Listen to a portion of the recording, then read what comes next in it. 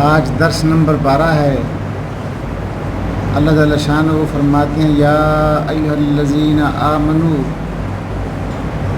ان تطیعوا فریقا من الذین اوتوا الکتاب یردوکم بعد ایمانکم کافرین، کہ اے ایمان والو اگر تم بعض اہل کتاب کی باتوں کو مان لو گے تو وہ تمہیں ایمان لانے کے بعد پھر کافر بنا دیں گے۔ اصل میں ہوا یہ کہ مدینہ طیبہ میں سرکار دو عالم صلی اللہ علیہ وسلم کی آمد سے پہلے اوس اور خزرج یہ دو قبائل رہتے تھے جن میں جنگ چل رہی تھی، اور تقریباً 120 سال یہ جنگ چلی۔ لیکن جب آپ کی آمد ہوئی تو آپ کی آمد کے بعد اللہ نے ان کو ایمان کے نور سے اور ایمان کی دولت سے سرفراز فرمایا، اور وہ لوگ آپس میں ایسے ہو گئے جیسے کبھی ان میں کوئی جھگڑا ہی نہیں ہوا تھا۔ وہ باہم شیر و شکر ہو گئے، بھائی بھائی بن گئے، ایک دوسرے کے دکھ سکھ کے ساتھی بن گئے۔ تو یہودیوں کو یہ بات بڑی ناگوار گزرتی تھی، اور یہود و نصارہ کا سب سے بڑا ہتھیار جو امت مسلمہ کے خلاف ہے وہ یہ ہے کہ ان میں تفرقہ پیدا کر دو۔ جب یہ جھگڑا ہوگا یہ خود ہی لڑتے رہیں گے، خود ہی مرتے رہیں گے، اور وہ دنیا میں اپنا کام کرتے رہیں گے۔ چنانچہ ایک یہودی نابینا تھا شماس بن قیس، اس نے ایک آدمی کو تیار کیا کہ جب یہ انصار کے دونوں گروہ اوس و خزرج کے لوگ بیٹھے ہوں تو تم پرانی باتیں شروع کر دینا، پرانے شعر پڑھنا کہ فلاں کے اتنے بندے مارے گئے، فلاں کے اتنے بندے مارے گئے، فلاں بہادر تھے، فلاں بزدل تھے، فلاں میدان چھوڑ کے بھاگ گئے۔ تو اس نے جا کر یہ جب باتیں شروع کی تو جو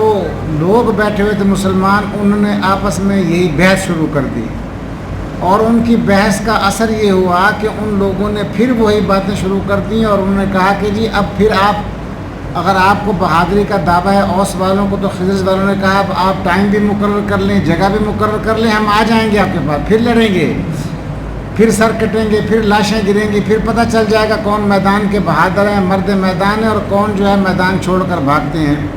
تو اس بات کا حضور اقدس صلی اللہ علیہ وسلم کو جب پتہ چلا تو آپ اپنے بعض صحابہ کے ساتھ وہاں تشریف لے آئے،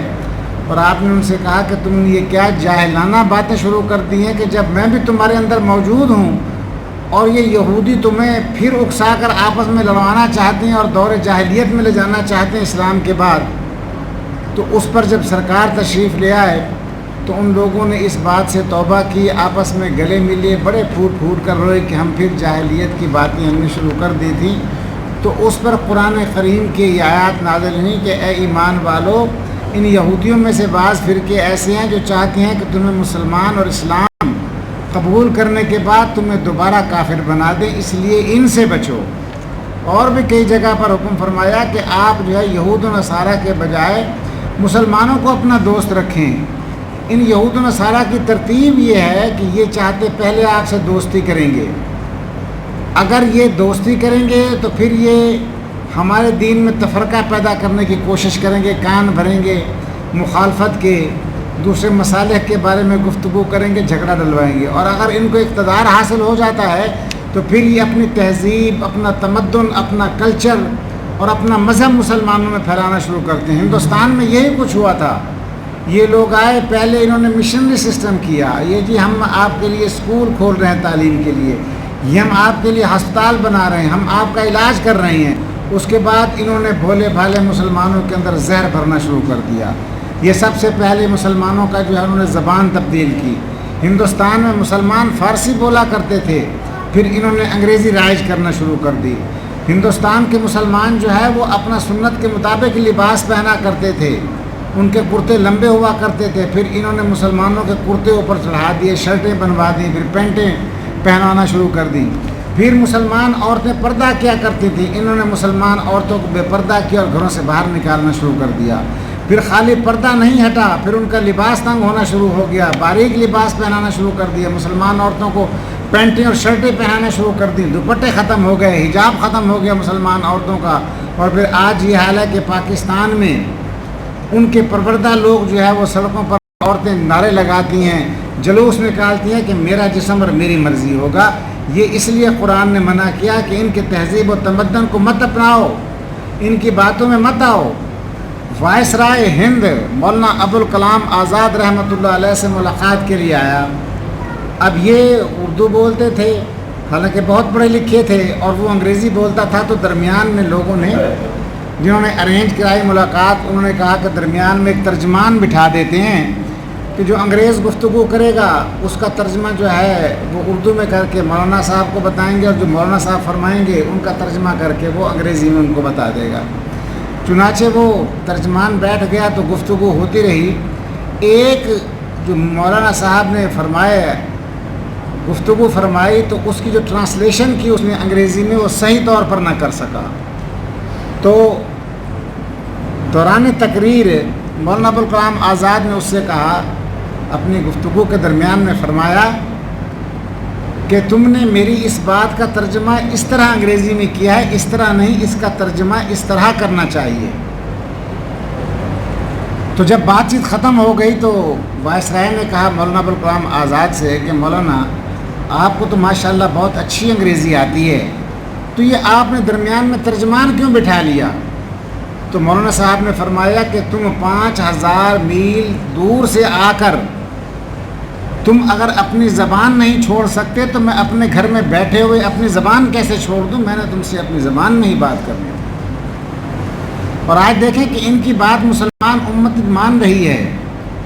ان یہود و نصارہ کی باتیں ماننے کا اثر کیا ہوا؟ ایران عراق جنگ ہوئی، 8 سال تک ایران عراق بے فائدہ جنگ ہوئی، اور تقریباً 15 لاکھ کے قریب مسلمان دو طرفین کے مارے گئے، اور کھربوں ڈالر کا مسلمانوں کا نقصان ہوا۔ پھر اسی پہ اکتفا نہیں کیا، پھر اس نے کہا، پھر شہ دے دی عراق کو کہ کویت تمہارا، کویت پہ حملہ کر دو۔ پھر اس نے کویت پہ حملہ کر دیا، 2 دن میں پورے کویت پر قبضہ کر گیا۔ پھر اس کے بعد اس نے کیا کیا کہ کویت پر قبضہ کرنے کے بعد پھر UN کی انہوں نے قرارداد منظور کی کہ جناب اس نے ظلم کیا، زیادتی کیا، کسی آزاد ملک پر قبضہ کیا، لیکن جب اس کی فوجیں داخل ہو رہی تھیں اس وقت کوئی بھی نہیں بولا، اس لیے کہ وہ وجہ بناتے ہیں، وجوہ بناتے ہیں، موقع پیدا کرتے ہیں لڑائی کا، مسلمانوں کو تباہ کرنے کا۔ پھر اقوام متحدہ نے 35 ملکوں کی ایک اتحادی فوج بنائی جس کی کمانڈ جو تھا وہ امریکہ کر رہا تھا۔ پھر وہ انہوں نے کویت کی طرف آئے، انہوں نے وہاں سے عراقیوں کو نکالا، کھربوں ڈالر انہوں نے اربوں سے اس کے پیسے لیے، اور اس کے بعد پھر ان کے بعد انہوں نے کویت پر حملہ کیا اور آخر میں کویت کو تباہ کر دیا۔ دنیا میں چند بڑے مسلمان ممالک تھے جن کے پاس، جن کی فوج دنیا میں مانی ہوئی تھی، بہت طاقتور فوج تھی مسلمانوں میں۔ پاکستان پہلے نمبر پر تھا، پھر عراق تھا، ایران تھا، شام تھا، لیبیا تھا۔ انہوں نے ان سارے ملکوں کے آپس میں لڑا کر تباہ کر دیا۔ عراق ایران جنگ میں وہ تباہ ہوئے، پھر عراق پر حملہ ہوا، امریکہ نے اور 35 کولیشن فورسز نے حملہ کیا، اس کو تباہ کیا۔ اور پھر جب یہ عراقی نکلے ہیں کویت سے تو ان کے 600 تیل کے کنووں کو آگ لگا دی۔ اور پھر جب امریکہ عراق میں داخل ہوا ہے تو امریکہ نے سارا کا سارا جو اسٹیٹ بینک آف عراق تھا اس کی کھربوں جو تھا وہ ڈالر وہاں سے اٹھا گئے، ان کے اربوں روپے کا سونا وہاں سے اٹھا گئے، اور وہاں سے تیل نکالا، کویت سے نکالا، سارا تیل بھر کے لے گئے۔ پھر آپس میں جنگ کرا دی شام میں، اور آج تک شام تباہ ہو گیا آپس میں لڑ کے۔ لیبیا کا یہی اثر کیا انہوں نے۔ لیبیا کی بڑی اچھی فورس تھی، اب انہوں نے کیا کیا، لیبیا میں خانہ جنگی کرائی، پھر انہوں نے وہاں پر اپنی اتحادی فوج بھیجی، نیٹو کی فوج آئی، انہوں نے کرنل قذافی کو قتل کیا، اس کو ختم کیا، اور جو تھا عراق کا صدام حسین اس کو پھانسی لگائی، شام تباہ کیا۔ تو ان کی بات ماننے والا جو ہے وہ امت مسلمہ کا دشمن ہے۔ اسی لیے قرآن پاک نے پہلے فرما دیا، یا ایھا الذین آمنوا ان تطیعوا فریقا من الذین اوتوا الکتاب یردوکم بعد ایمانکم کافرین، کہ تمہیں کافر بنا دیں گے، دنیا میں بھی تباہ کر دیں گے اور آخرت بھی تباہ کریں گے۔